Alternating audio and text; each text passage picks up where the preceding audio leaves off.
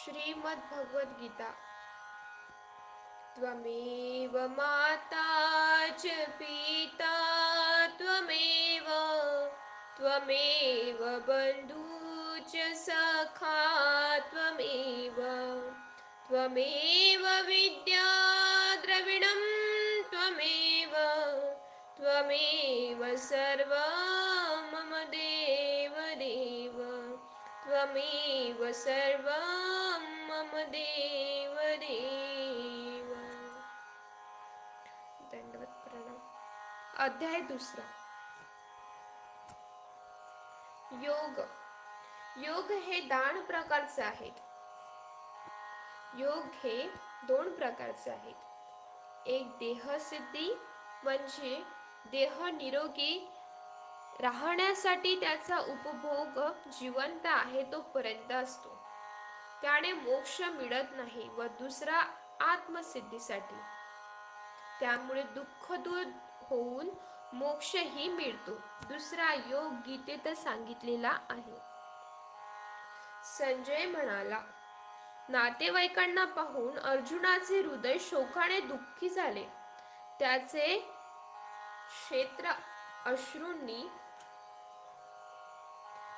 नेत्र अश्रूंनी भरून आले। अतिशय खिन्न होऊन बसलेल्या अर्जुनाला श्रीकृष्णांनी पुढील हिताचा उपदेश केला।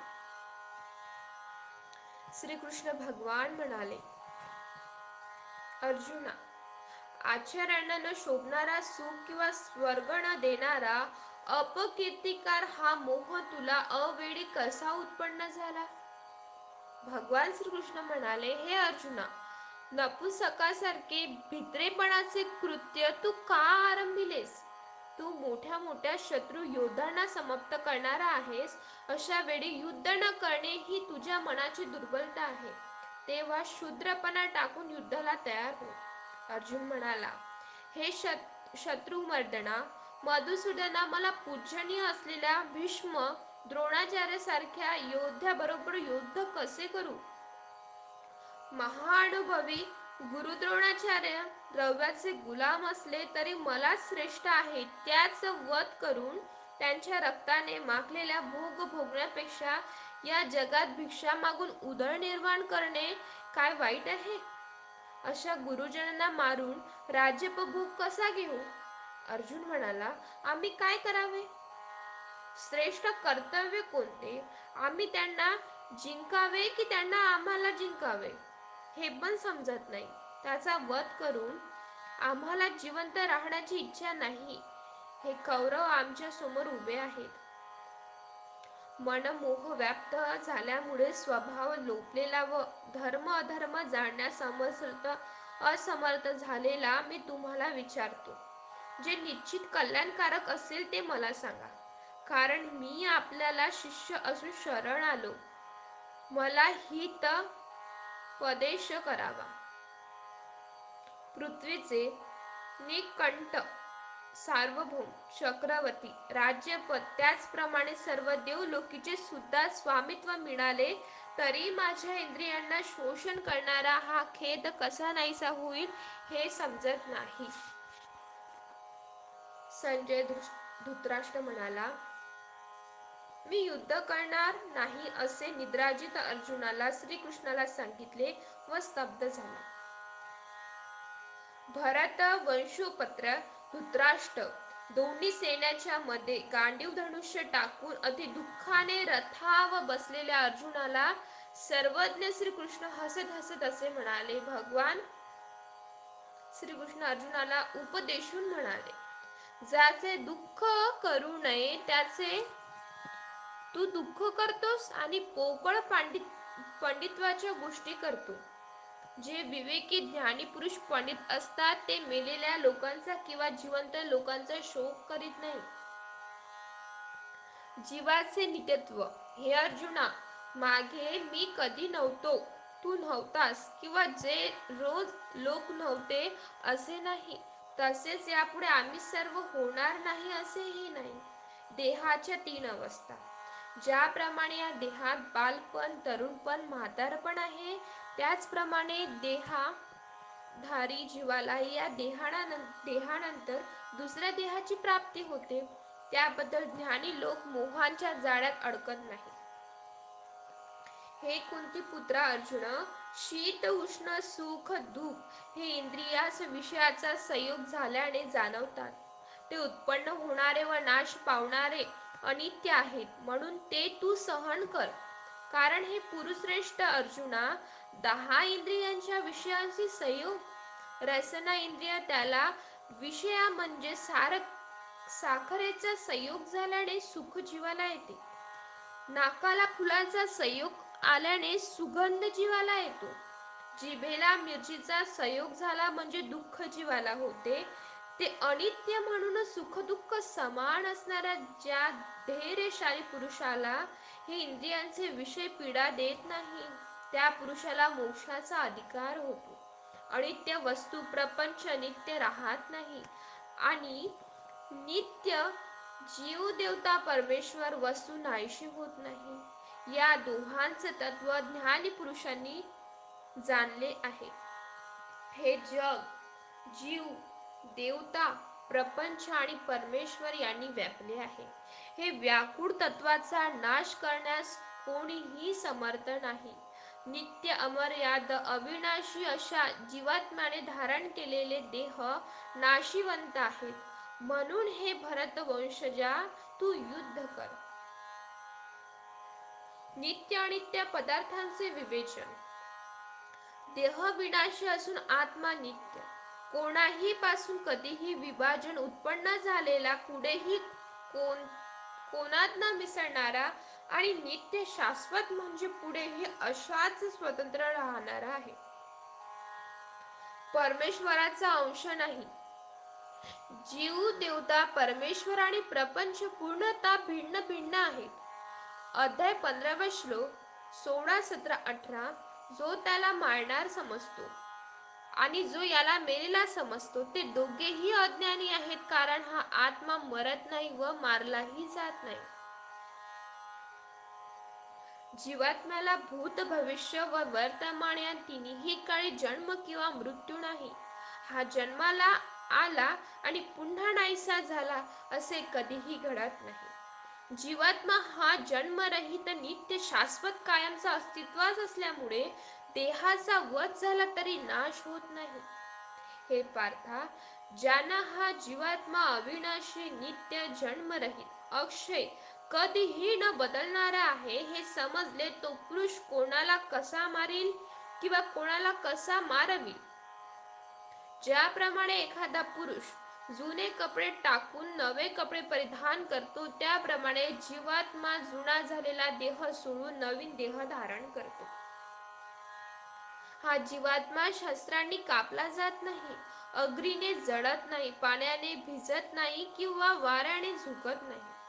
हा जीवात्मा तुटू न शकणारा, न भिजणारा, न सुकणारा, न जळणारा, नित्य कर्मानुसार सर्व योनीत जन्म घेणारा, स्थिर, अचल, त्याचप्रमाणे शाश्वत आहे. हा जीवात्मा इंद्रियांना अगोचर, अचिंतनीय, षडविकार रहित असा म्हटला जातो. असे जाणून तू श्लोक करणे योग्य नाही.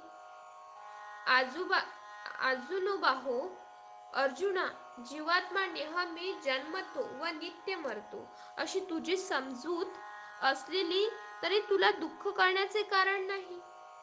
जो जन्माला आला त्याचा मृत्यू अटळ आहे व ज्याचा मृत्यू झाला त्याचा जन्म नक्कीच आहे. म्हणून तू या अपरिहार्य बाबीबद्दल शोक करत बसणे शहाणपणाचे ठरेल का?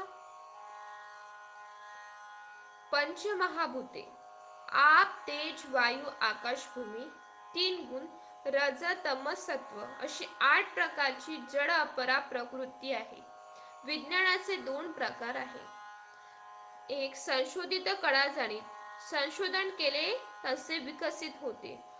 अशा 64 कळा आहेत. त्यापैकी काही अंशीच संशोधित आहे. ते स्वयंपूर्ण नसते, स्वतःला घातक ठरू शकते. 2. सामर्थ्य तपश्चर्या करून सामर्थ्य मिळविणे, त्या सामर्थ्याने काळवंश करणे. जसे महाभारतात युद्ध वर्णन येते ते स्वयंपूर्ण असते, त्यामध्ये परत घेण्याची प्रतिकार शक्ती असते, दुष्परिणाम थांबवता येतात. हे पार्था, ही भूते, पंचमहाभूते आणि 3 गुण सृष्टी रचनेआधी अव्यक्त स्थितीत भैरव स्वरूपी होती आणि शेवटी सृष्टी संहारी तेथेच लीन होतात. या अव्यक्त स्थितीला कारण प्रपंच म्हणतात. याच्या मधली स्थिती मात्र दृश्य चराचर सृष्टी आहे, त्याला कार्य प्रपंच म्हणतात. त्याबद्दल दुःख कशाला? दृश्य प्रपंचास कोणी आश्चर्य, त्याप्रमाणे वृत्ताभास पाहतो. त्याचप्रमाणे कोणी एकच सिद्धांती विस्मयाप्रमाणे ब्रह्मपरिणाम बोलतो आणि तिसरा सिद्धांती त्याचप्रमाणे ऐकतो. एकूण बोलून व पाहून सुद्धा कोणीच या कार्यप्रपंचाला दृश्य जगाला यथा जाणत नाही. हे अर्जुना, अशा प्रकारे देह विनाशी असून त्यामधील जीवात्मा अविनाशी आहे, त्याला मारणे शक्य नाही. म्हणून तुला कोणत्याही प्राणीमात्राबद्दल दुःख करण्याची आवश्यकता नाही. चातुर्वर्णाप्रमाणे लोकचार. क्षत्रिय धर्माच्या नियमाप्रमाणे युद्ध न करणे तुला योग्य नाही, कारण क्षत्रियांना युद्धापेक्षा अधिक कल्याणकारक असे दुसरे काही नाही. हे अर्जुना, सहजगत्या सुदैवाने मोकळे झालेले हे स्वर्गाचे द्वारच आहे. म्हणून युद्ध करण्याची संधी भाग्यशाली क्षत्रियांना लाभत असते. असे धर्मोचित युद्ध तू करणार नाहीत तर स्वधर्माने कीर्ती गमावून पापाला प्राप्त होशील. इतकेच नव्हे तर तुझे सर्व लोक नेहमी अपकीर्ती गातील. संभावित पुरुषाला अपकीर्ती मरणापेक्षाही अधिक दुःखदायक असते. ज्या मोठमोठ्या महारथी युद्धांना तू आदरणीय आहेस, त्यांची अशी समजूत होईल की तू केवळ घाबरट वृत्तीमुळे रणमैदान सोडून गेलास, त्यामुळे तेच तुझा अनादर करतील. तुझे शत्रू अनेक तुच्छातदर्शक शब्दांनी तुझी निंदा करतील, तुझ्या सामर्थ्याबद्दल उपहास करतील. तुला यापेक्षा अधिक दुःखकारक ते काय असणार? हे कुंतीपुत्रा, तू धर्मयुद्धात ठार झालास तर स्वर्गाला जाशील आणि धर्मयुद्ध जिंकले तर पृथ्वीच्या राजाचा उपभोग घेशील. म्हणून निश्चित करून उठ. सुख किंवा दुःख, लाभ किंवा हानी, जय किंवा पराजय याचा विचार न करता तू सर्व सारखे समजून युद्धाला तयार हो. जर तू असे केलेस तर तुला पाप लागणार नाही. एका परमेश्वराच्या निष्काम भक्तीचे परिणाम. हे अर्जुना, मी तुला सांख्य तत्वज्ञानाचे पृथक करणात्मक ज्ञान सांगितले. आता ज्यामुळे पुरुष निष्काम कर्म करतो त्या निष्काम कर्मयोगाचे ज्ञान ऐक. या ज्ञानामुळे तू कर्म बंधनातून मुक्त होशील. या निष्काम कर्मयोगात पूर्वी आरंभिलेल्या कर्माचा नाश होत नाही व अपूर्ण सोडल्यावर पाप सुद्धा लागत नाही. या धर्ममार्गात थोडेसे जरी आचरण केले तरी त्याच्या सहाय्याने मोठ्या भयापासून मनुष्याचे रक्षण होते.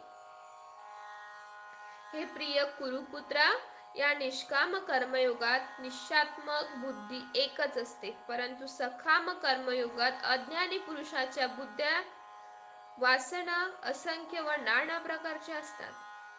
सकाम अंधश्रद्धा त्याच.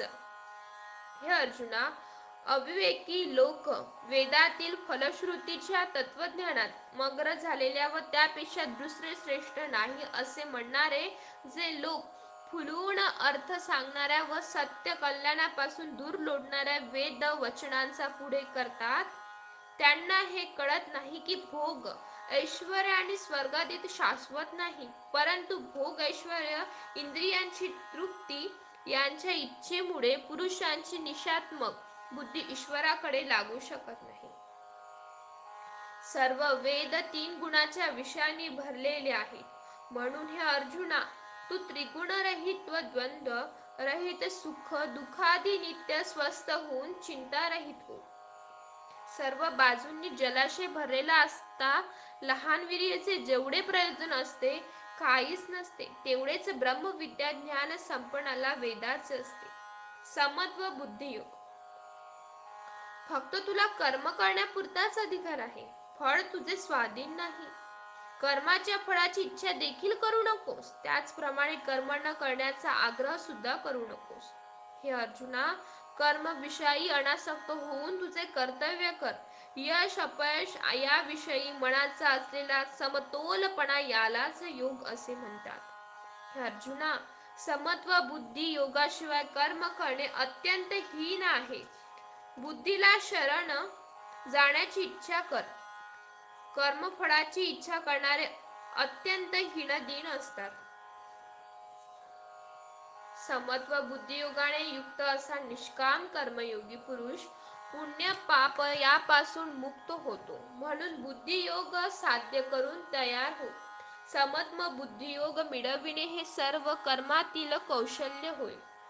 बुद्धियोगाने युक्त असलेले ब्रह्मविद्या ज्ञानी कर्मफळांच्या सोडून जन्म मृत्यू व दुःखरहित ईश्वराच्या अविनाशी पदाला प्राप्त होतात. जेव्हा तुझी बुद्धी मोहरूपी अज्ञानापासून पार होईल तेव्हा तू जे ऐकलेले आहेस व जे सर्व ऐकायचे आहे त्या सर्वाबद्दल तू अतोनात उदास होशील. समत्व बुद्धियोग प्राप्त करण्याचा उपाय. वेदश्रुतीमुळे विचलित झालेली तुझी बुद्धी जेव्हा परब्रह्म चिंतनात एकनिष्ठेने स्थिर होईल तेव्हा समत्व योगाला प्राप्त होशील. स्थितप्रज्ञ. अर्जुन म्हणाला, श्रीकृष्णा, ईश्वर चिंतनात मन लावलेल्या स्थितप्रज्ञ कोणती लक्षणे आहेत? स्थितप्रज्ञ कसा बोलतो, तो कसा राहतो, त्याचप्रमाणे कसा वागतो ते मला सांगा. श्रीकृष्ण म्हणाले, हे पार्था, मनात वसलेल्या सर्व प्रकारच्या वासना जेव्हा जीव टाकून देतो व परमात्म चिंतनात जीवात्मा संतुष्ट होतो तेव्हा तो स्थितप्रज्ञ झाला असे म्हटले जाते. दुःखात ज्याचे मन अवस्थ होत नाही व सुखाची इच्छा करीत नाही, राग भय आणि क्रोध रहित मुनी स्थितप्रज्ञ म्हणविला जातो.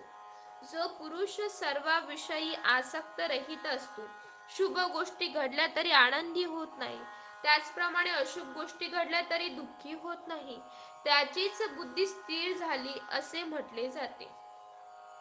कासव ज्याप्रमाणे आपले अवयव सर्व बाजूनी कवचात आवरून घेतो त्याचप्रमाणे मुनी आपली इंद्रिय विषयांपासून आवरून घेतो तेव्हा त्याची बुद्धी स्थिर झाली असे समजावे.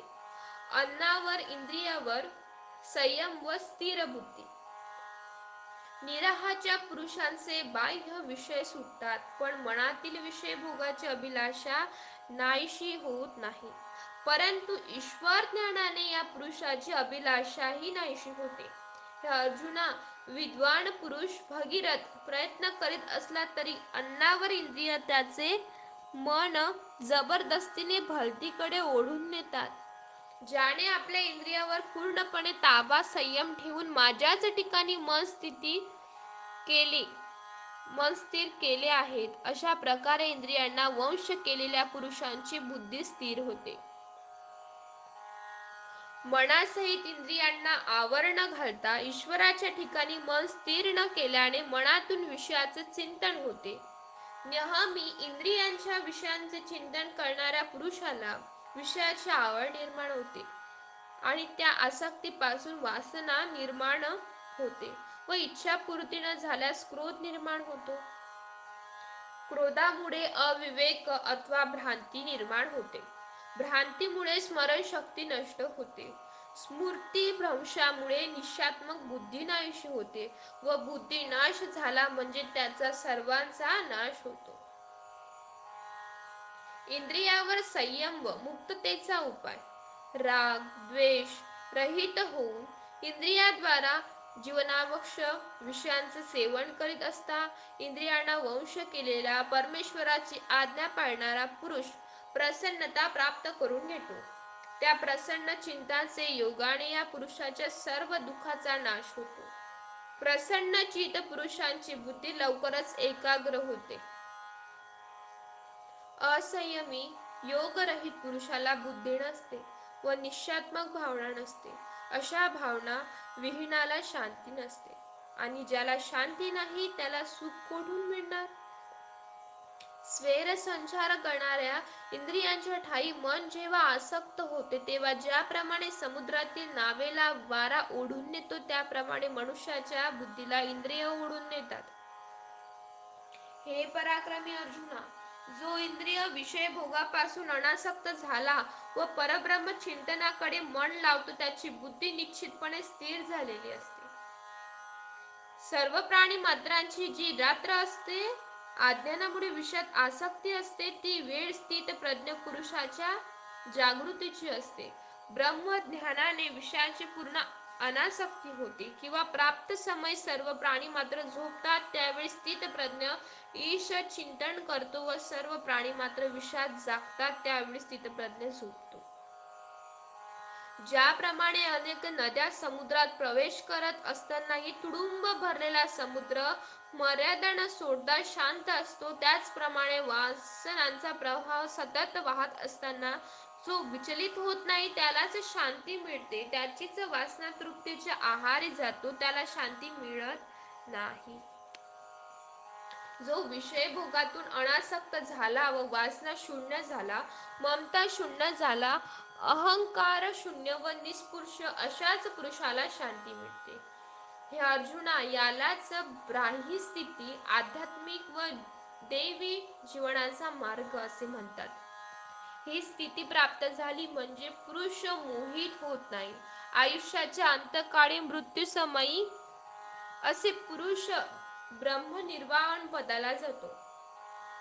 याप्रमाणे श्रीकृष्ण भगवंतांनी निरूपिलेल्या तत्वज्ञानातील एव ब्रह्मविद्यांतर्गत योगशास्त्रातील श्रीकृष्णार्जुन संवाद सांख्ययोग नावाचा दुसरा अध्याय समाप्त. दंडवत प्रणाम. जय श्री कृष्ण.